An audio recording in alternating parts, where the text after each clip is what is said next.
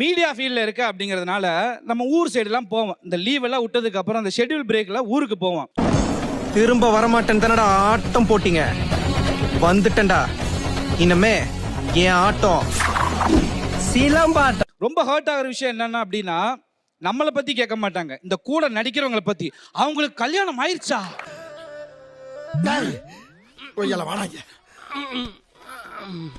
ஏண்டா டேய், எனக்குன்னே வருவீங்களாடா? நேத்து சண்டை போட்டாங்களே, நியூஸ்ல பார்த்தேன், உண்மைதானா அப்படிம்பாங்க. எனக்கு தெரியலையே. ஏன்டா மெட்ராஸ்ல இருக்கிற இது கூட உனக்கு தெரியாது? ஏ மூளை கட்டப்பல, ஏ முட்டாப்பல, ஏ மக்கட்ட மக்கட்ட மக்கட்ட, டேய் ஒன்னாலடா போடா, அப்படி போடா. எது ஒவ்வொரு வீட்லயும் நம்ம பார்த்துட்டு இருக்க, இவங்களுக்கு சண்டையா இல்லையா அப்படின்னு. அப்புறம் கூட நடிக்கிறாங்களா, அவங்களுக்கு எவ்வளவு சம்பளம் இருக்கும்? ஒரு 2 லட்சம் இருக்குமா?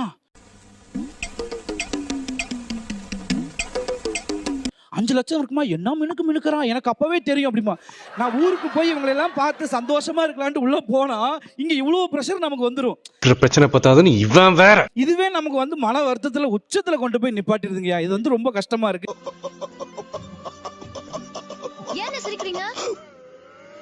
ஆனா எனக்கு என்னன்னா, நீங்க எல்லாமே வந்து மீடியா வெளிச்சம் வந்து சந்தோஷமானதுன்னு பேச வந்தாலும் தானே நீங்க எல்லாம்.